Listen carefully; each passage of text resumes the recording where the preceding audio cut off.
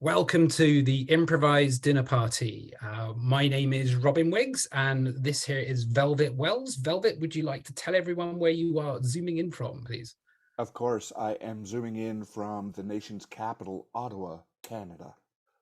It's absolutely lovely to have you. And Velvet and I are going to improvise a short 10-minute scene together, um, themed around a dinner party. I say dinner party. The only constant here really is that it's two people eating.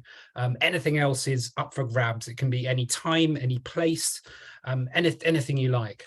And I have a choice of two suggestions to get us going before we start.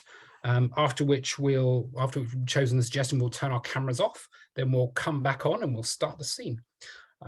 Velvet, would you please choose left or right? It has to be left. Left is best. Left is best. I'm going to say that when you say left, do you mean this left or do you mean Oh, this? no. No, don't try and trick me into choosing the right side, Robin. Left. Your I'm, left. I'm, I'm going to say that you mean this left, as that's the left on the screen. Nice Um, try. but I do not actually know. I don't know what's on either of the pieces of paper. My daughters wrote them. I haven't got a clue. Right. Oh, and our suggestion is olives. Olives. Great. Olives. Oh, here we go with olives. Olives.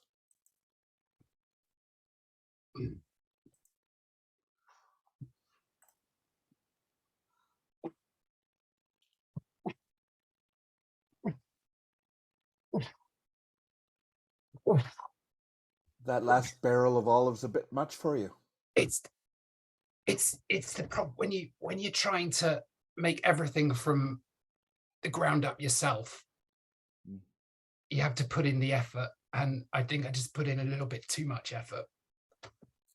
You get so excited when you have house guests over.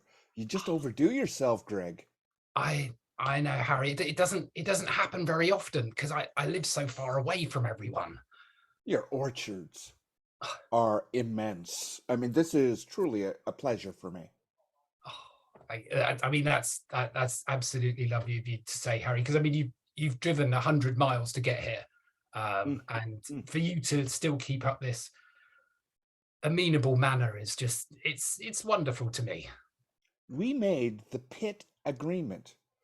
You come see my peach trees, I come see your olive orchards. We share this. We have this camaraderie of the land. We do. We do. It means a lot to me, that connection. So many people, when they come and visit me, they're grumpy from the drive. But Mm. you and I know we have this, you know, it's we're equal, aren't we? We are. And there's no competition between us. We're compatible growers. Yes, yes, yes. Although I have to say, I do think that this particular olive I've grown here is really quite special. I think Yeah. Well, Greg, just looking at how plump they are. It's remarkable. I don't want to know all of your secrets. I'm curious, but I don't. I'm curious, you, you but you you made a joke. You made a joke.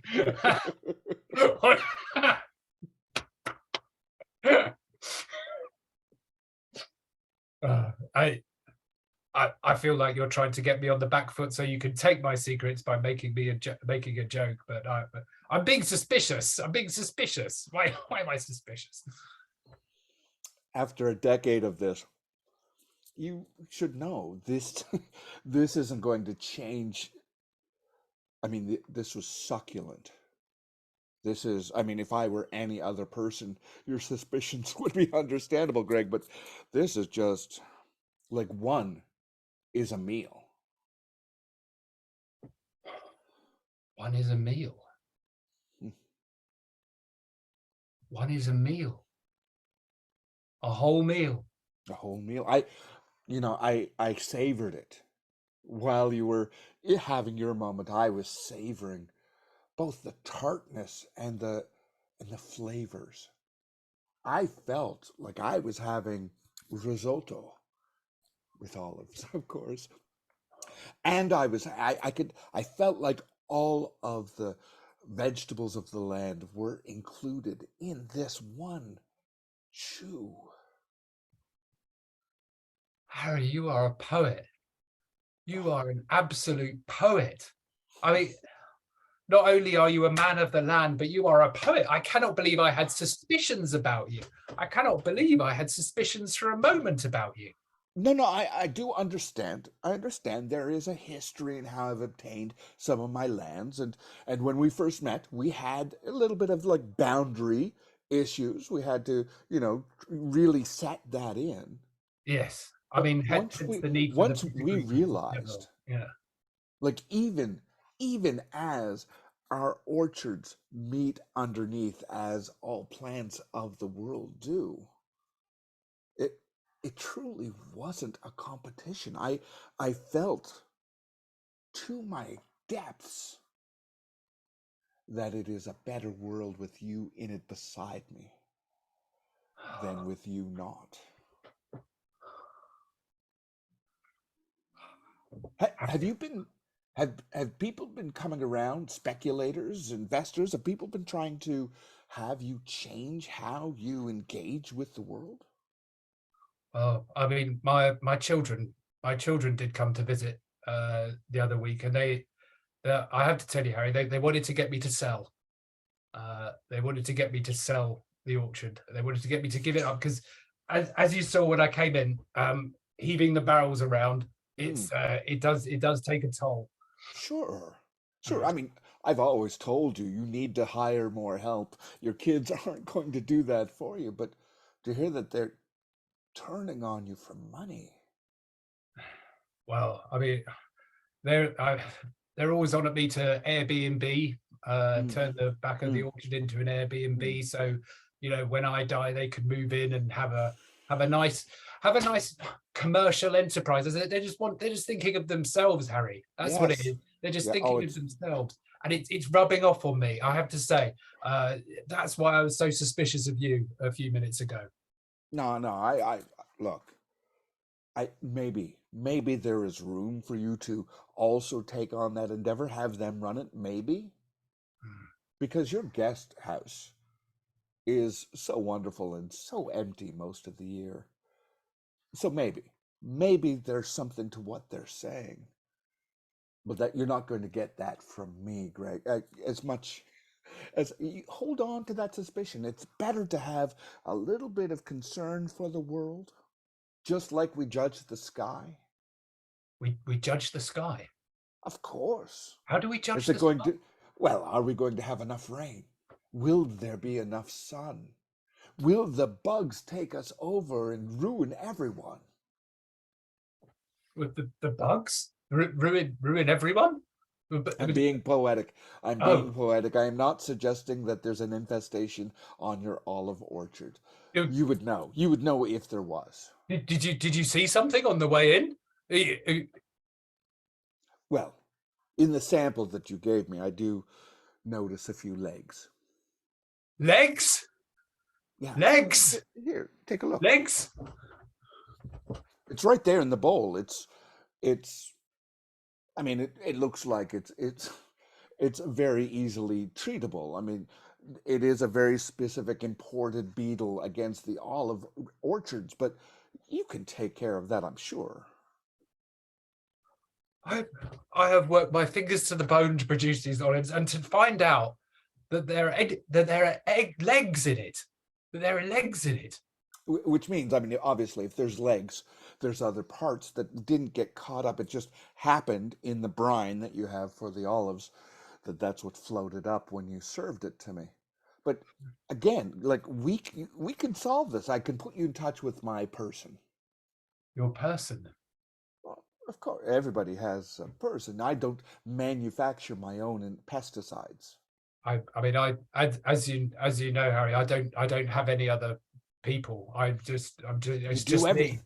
You do everything. You're doing too much, and for that reason, your children do have it right. Like You shouldn't be breaking your back in every single aspect of this.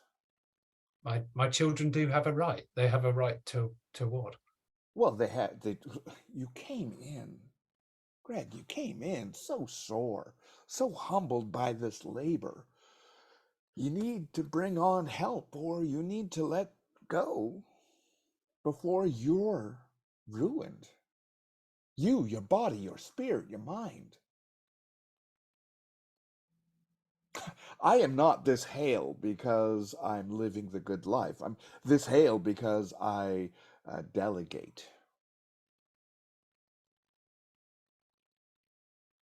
Would you like to take over the orchard, Harry? No, no, I don't want that. I can help you. I can provide you with, as I said, some of the people who helped me. I can help you hire people on. I want your friendship. I do not want this orchard. But if you're considering that, like if that's where your mind is, if you think that I've positioned all of this, then I will even step away from that. I am telling you here and now, Greg, you are more important to me than money, than material things.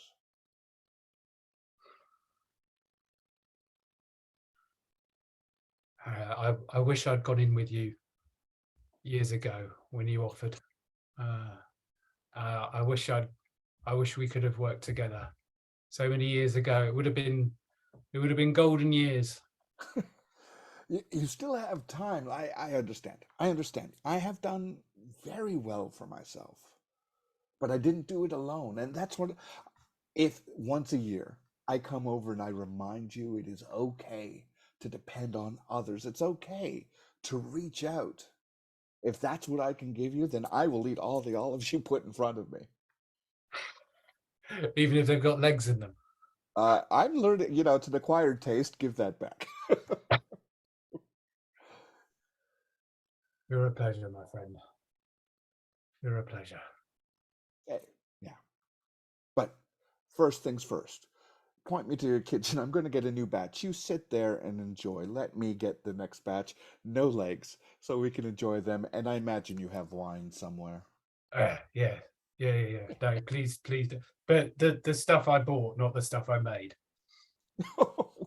Oh, look, have I got you in your head around this? Don't. I'm sure it's fine. I'm sure it's fine. You created the peach wine, right? From the peaches I gave you? I did. Yeah, It'll be fine. it's good. You'll find it in the kitchen. You'll find it in the kitchen. Great. I'll go and get it.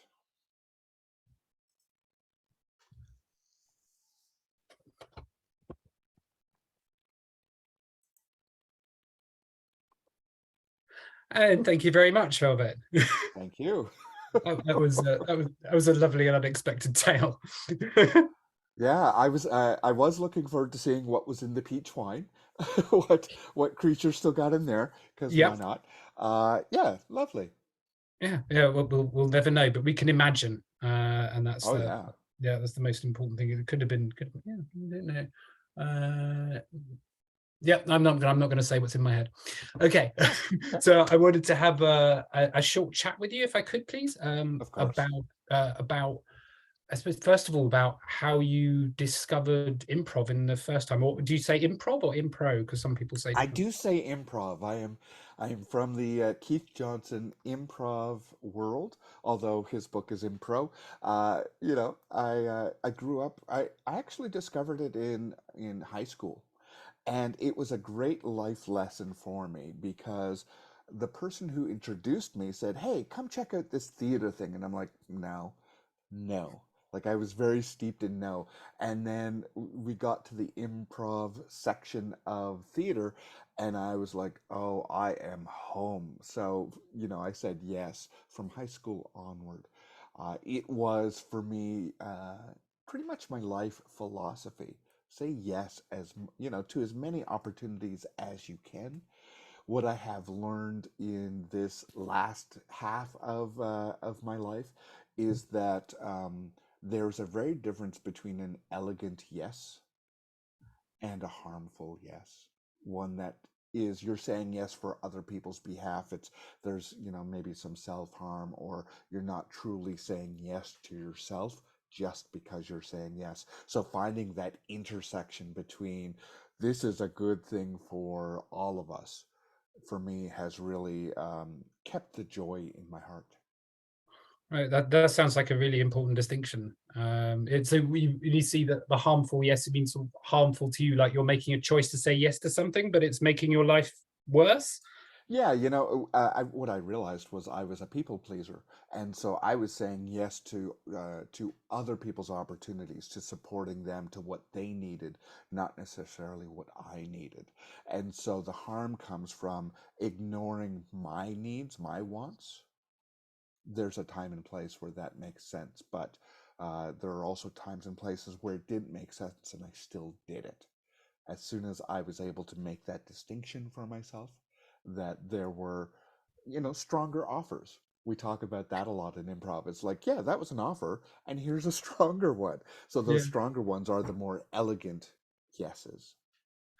Yeah, I really like that distinction. Yeah, you could have that in improv as well, couldn't you? But I really like that as a life Yeah, philosophy. That's a nice one. What so how old were you at that point when you discovered it roughly? You said well, high I school. discovered I was like 16. Yeah. Yeah, And- and 16. did you follow it for a while after that, or did you sort of come in and out, or what? I have come in and out a couple of times. From high school, I went into theater school, and then I found when I moved back to my home city, I discovered the local improv community, hung out there for a little bit, went off to university, hung out with that group, had kids, hung out with nobody, uh, and then came back to it. And I think I've been back to it now for 15 years. And in the last year or so, with the digital offering, I was able to connect with different communities that way, but locally, I have not yet engaged. Okay.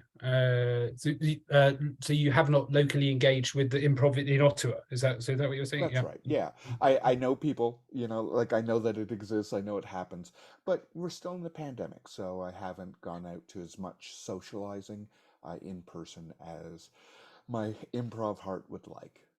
Yeah, no, fair enough. Everyone's got their different speeds with this kind of thing, haven't they? Yeah, Exactly. Yeah. absolutely.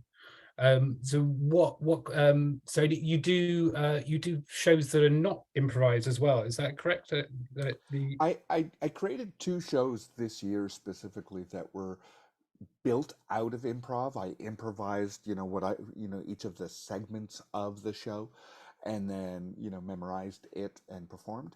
But I also just this past weekend had a purely improv based show, musical improv from audience suggestions. And so improv will always be part of my process, both in discovering the emotion and in, the transitions. Even if I know for sure, like, oh, I want to say that poetic line. How do I get into that poetic line? How do I get out? What's the logic of it? What comes next in that narrative to make that as seamless as possible? you had some lovely poetic lines in the scene we had about the what was it? It was something to do that with the bugs, Oh, not the bugs eating the world. I can't remember exactly what the line was yeah, at the yeah, time, but yeah. yeah, it was Oh, lovely. the way that we listen to the weather. Yeah, that was it. Yeah, Yeah. it was so beautiful. It was a wonderful, wonderful turn Well, of phrase. just before that, you had given me the setup. You'd endowed me as you are so poetic. Because Yeah. I talked about our relationship, and you said, oh, well, you're so poetic. And I'm like, well, now I get to be more poetic in Yeah. how I speak. All right. Can you talk a little bit about the musical improv show that Sure. yeah. Yeah. All Request Radio is my opportunity to pretend to be a radio DJ, playing the top 10 songs that the audience has requested. And in old radio formats, that was a very popular thing of people to call in and say, I'm voting for Chicago's, 20, 25 or 624, whatever it happened to be, and then those would get placed by the charts. And of course, now everything is very automated based on statistics and very little to do with audience. So I wanted to bring it back to its roots, and the audiences provide made-up song titles for the most part. There are sometimes people ask for real songs. I'm like, well, I'll give you this version of it. But it's a lot of fun. And the version that I did, I took their form data and automatically pushed it into a presentation slide. So I was discovering it at the same time as the audience. The other aspect is I had a selection of backing tracks on shuffle. So I did not know what the song style would be like either. All I have is this title that they've provided, and sometimes it's funnier than I am. And then the music starts, and I go. And it's very fun. In the festival I was part of, it was 20 minutes, so I got to do 4 songs maybe. And the fuller version of it will be I will do a top 10. I will do 10 different songs. Oh, cool. Yeah. Is that something that is coming up, or is that sort of a long-term plan, or is that? It's a long-term plan. I have missed doing virtual shows, so it is something that I will occasionally bring back to the virtual world. But I am planning to take it out into the world, as this is a way that I do my comedy show. It will, in the live version, it will allow me to have collaborators, people come up and do what I am doing. Uh, Maybe eventually having a live band filling in for some of the songs to represent, oh, we have Aerosmith in the studio. Let's hear their number one song. Oops, did I just say that? Right? And so we can do those kind of, like, again, just harken back to the old radio style. Uh, so those are the long-term goals for it. It just comes down to being booked and getting paid, so that I can afford to keep doing it. Is there anything else that you'd like to talk about that you've got coming up in the future, either teaching or Yeah. performing or anything like that? I don't have any definite dates, but one of the styles, one of the narrative long form styles that I started getting into at the beginning of the year was around heist. The heist, the idea of getting from point A to point B and all of the things that happen in the middle to win the prize from the big baddie. I really like that, as something that I enjoy taking in. It's very good humored crime, but it's good humored. And one of the shows I did this year was styled on that improv premise, even though it became scripted. It was styled from that same heart. So I want to, now that I have some downtime, I want to go back and look over the workshop that I created for it, so that so I can find the fun. I mean, I know what I find fun, but so I can formalize what I think the fun is within this and share that with more people, so that their ensemble can come together and do this as a form. Oh, right. So as a teachable thing then, is that, Right, yeah. I did a version of the workshop early in the year, and then I was writing my shows, so I had to put it on the shelf. But yeah, I think that it is very possibly a form that will allow any number of opportunities within it. So while the form is like the Armando is a form, right? But it doesn't dictate the content. So that is how I'm looking at this: is what is that form of heist that can take you down these various paths without doing the same show twice. cool. Oh, well, that sounds very good. Thank you. Definitely keeping a lookout for that. Anything else you'd like to talk about before we sign off? Thank you for this opportunity, and thank you to everybody who's continuing to do virtual opportunities. The global community is separate from any of your individual communities, so it's a great way to get to know different styles of play just by engaging with people from different parts of the world. So I encourage everyone to reach out to Robin, reach out to anybody who you see doing a form, and join them. Yeah, I completely agree with that. And if you'd like to record one of these with me, just comment below the video, and I will get in touch. But for now, thank you very much, Velvet. It's Thank been you. a pleasure. It has. Thank you very much for watching, and bye bye. Bye.